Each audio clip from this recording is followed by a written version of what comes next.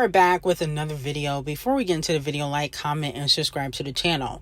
Cardi B come to the front of the congregation and receive 500,000 lashings because it has been exposed that Cardi B has been stealing her lyrics. Well, Parson Fontaine, technically, because he's the writer, has been stealing lyrics from battle rapper Miss Hustle, and Cardi B is getting exposed. And here are the receipts. Double it, glory hole. Bitches don't know who they fucking with. Don't know who you fucking with. That's a glory hole. I showed you that. Now, here's my thing with Cardi B. Cardi B, you was dissing all the female rappers. You dissed Sweetie, Ice Spice, JT, Nicki Minaj. But they all write more than you do. You don't see every time you drop a lyric or a melody gets stolen, like you never come up with anything original. I noticed that about you. Didn't you steal from somebody for that song Downside? It was reported that you stole that song too. But we can't put all the blame on Cardi B. She's just the puppet. Parson Fontaine and Titanic Records also deserve some lashings because y'all allow Cardi B to gas up her own head, knowing damn well she doesn't even have 1/8 of Nicki Minaj's or JT or Megan Thee Stallion's or even Doja Cat's talent. Okay? You don't see reference tracks or lyrics always getting stolen from them. It's always Cardi B. And that is a very big sign that Cardi B does not write her raps. Now, moving on from that, Doja Cat looks amazing in her promo pictures for her new album, V. Okay? I feel like this should have been the album cover. Hopefully it is, but I don't think it is because she already posted pictures of allegedly what the album cover is going to look like. But this should be the album cover. I feel like this picture is sickening. Okay? Now, unfortunately for Doja Cat, her song Jealous Type did get leaked. Okay? I think it got leaked by the chart obsessed racist fans. I mean, the Dusties, whatever they call themselves. They leaked the Doja Cat Jealous Type song because allegedly the chart obsessed, Taylor, she is going to be releasing her single the same day as Doja Cat. So this was sabotaged. Okay? So I do feel bad for Doja Cat, but I think she needs to come after Taylor a little bit. Only because she do be sabotaging a lot of the pop girls. She sabotaged Big Billy. She sabotaged Olivia Rodrigo. She sabotaged... who else has she sabotaged? Ariana Grande in the past, allegedly. She said Charlie XCX. She sabotaged a few of the pop girlies, and nobody calls her a hater. Nobody drags the chart obsessed for aces. Taylor for what she does to the pop girlies. But not only that, though. Unfortunately, Doja Cat's team is not happy about this leak. One of Doja Cat's stylists, I believe it's the hairstylist, said, y'all really couldn't have waited 2 more days? God damn. Okay? Now, who is y'all? Okay? It wasn't us. I feel like big Doja fans would never leak Doja Cat's music and listen to it before it comes out. I'm waiting the day that it actually comes out, even though it's preoccupied because Mariah the Scientist is also dropping. The chart says Taylor is dropping. She's dropping. There's a few artists that are dropping, not just Doja Cat. So it may not be Doja Cat's day. She better hope the music video is fire, and she better hope it gets a lot of payola because I would hate for this to flop. Now, moving on from that, Cardi B goes on a major rant after her song continues to flop on the charts. Now, in this mindset that I'm at today, I'm not gonna let nobody make me hate something that I love. You shouldn't let people, what they say about you, like it's like hate something that you really love, and you put a lot to it. Like it's like I put a lot of thought in this record, and I put a lot of time in this record. because I really just genuinely love this record, and I'm not gonna stop loving it because motherfuckers is like criticizing it, talking shit about it, whatever the fuck. When it comes to fucking Station Head and getting on fucking Station Head, I was one of the fucking first artists to get on motherfucking Station Head.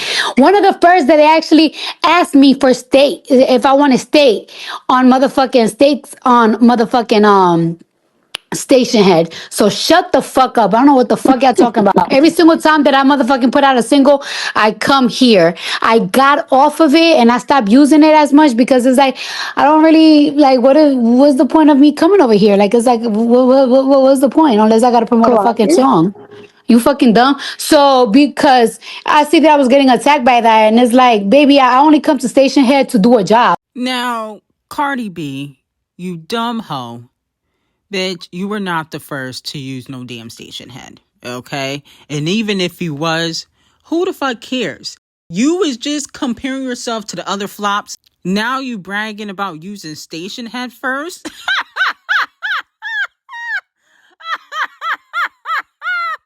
Oh my goodness, you are the biggest loser. I see you no longer want to talk about stats anymore. You want to talk about how your flops are not the same as the other girls who flops. And then also now you bragging about Station Head. Like, you don't even have any real accolades, okay? Because the payola is gone. Next, she's going to be saying that she got the most surgery or the best surgery. And she definitely has the most surgery, but she definitely don't look the best compared to the other female rappers, okay? But the way she competes for every little thing, like, oh, I was the first to use Station Head, and obviously, to me, that's a shot at Nicki Minaj, okay? See, Nicki is paying her dust, so now she want to talk about Station Head because Nicki Minaj is paying her dust. Nicki Minaj don't give a fuck about Station Head.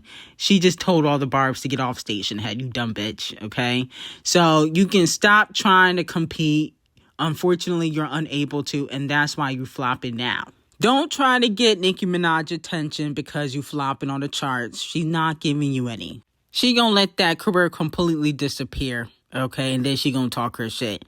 We not giving you any promotion. Your own fans don't even like your music. They pretend, okay? You could pretend like you put a lot of effort into that song. It's a sample, so you definitely didn't put out a lot of effort into the song. And two, you had a writer, Partisan Fontaine. He's credited on the record, and he's been credited on a lot of your songs, so you don't write. So you didn't put a lot of effort into nothing except them surgeries. Now, Imaginary Faces continue to drop some streams. On August 17th, it did 257,000 streams. And then on August 18th, it did 254,000 streams. And a lot of fans are worried that this song will possibly only last 1 week on the Hot 100, okay? So instead of ranting about who is on Station Head first, you might want to put out another single after your last two singles flop. Outside was not a hit single, okay? If it's only in the top 10 the first week because Garbage Game Mass Bought is not a hit. Unfortunately, it looks like Devil Nation could be after Rihanna. Fans are saying on social media that Rihanna's skincare is not great, and they're dragging it on social media. This comes after it was exposed that Rihanna had a complaint filed against Fenty Beauty, her skincare and cosmetic brand, by the National Commission of Protection of Child Rights in India. Rihanna's Fenty Beauty brand was under lens in India for using mica from mines hiring child labor for her billion-dollar company. Okay, so that was exposed a few months ago. Now, fans on social media are dragging Rihanna, saying that her skincare products do not work. A fan said, okay, enough time has passed. Fenty skin is burning my skin. And this tweet has 3.2 million views. Okay? And then another fan said, love Rihanna bad, but Fenty skin messed me up terribly and caused cystic acne. I had to fight off for months after only using it for 3 weeks. Wow. Okay? Now, I'll be honest with you. I remember years ago, before I even started YouTube, I did try out one of Rihanna's products for Fenty. I think it was the Fat Water or something of that sort. It was when Fenty Skin first came out. And I'll be honest with you, it was trash. I did not like it. It didn't work for me. It might work for some people, but it did not work for me. So even though I definitely think Devil Nation is sabotaging Rihanna and giving her bad press because she won't release music, I do feel like a lot of Rihanna's products are probably very generic and people support Rihanna because they like her personality. It's never really about the product itself. Just like the hair, company that she just put out for shampoo and conditioner. That shit is trash. People have been complaining about that. That's why it's getting sold at Marshall's. And I love Rihanna. She's still the queen of makeup. But a lot of the stuff that she does is cash grab. Okay? It's not really because the product is good for you. It's more so she wants to make money. Okay? Whereas I feel like Beyonce, she has a lot of passion projects. Some flop. Okay? But I definitely think that the one that she got now with Sacred, that's a top tier hair care line. Okay, I can't even front. The other stuff, Ivy Park and stuff like that, that was terrible. But I think Sacred, that's gonna be the big business for Queen Bee. Now, moving on from that, Variety predicts Queen Bee, Beyonce Bo will win Outstanding Variety Special live at the Emmys. If she wins, Queen Bee will become a 2-time Emmy winner and the most awarded artist at this year's Emmys. So let me know how y'all feel about that. I definitely feel like she could possibly win. I do feel like also Kung Fu Kenny could possibly win too. Now, in regards to Kung Fu Kenny, Variety predicts that Kung Fu Kenny's Super Bowl halftime show will win Outstanding Music Direction, Choreography. For the 2025 Emmys, the Emmys will air on 9/14, okay? Let me know if you guys will be watching to see if Kung Fu Kenny or Queen Bee will win. Now, here's my thing. I definitely feel like Kendrick Lamar deserves to win. I just think the Emmys might not want to get involved in the lawsuit because Champagne Thickums has been adding everybody, every company, every billion-dollar exec into the lawsuit that he has with Universal. And I do believe if the Emmys have Kung Fu Kenny win, they're gonna get added to the lawsuit. Because I think that, no shade, Champagne Thickums is very bitter about the success of Not Like Us. And basically the W Kung Fu Kenny has been taking all year. Okay? He hasn't really taken any else. Okay, especially since Not Like Us dropped. So I think that they're going to get added to the lawsuit. So if I was them, I don't know if it would be a smart decision, but I definitely think he deserves to win something because, the Super Bowl, I think is like the highest viewed Super Bowl performance of all time. And then on top of that, he's the first male rapper to have a Super Bowl performance. Now, moving on from that, as we know, Halle Bailey, she received a reward for her postpartum journey from the city of Los Angeles.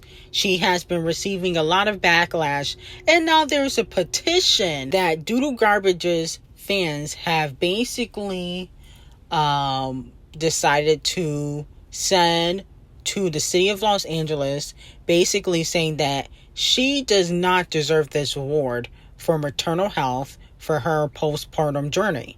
Fans are comparing her to Lil Durk. Fans saying that she's a psychopath. She is getting dragged left and right.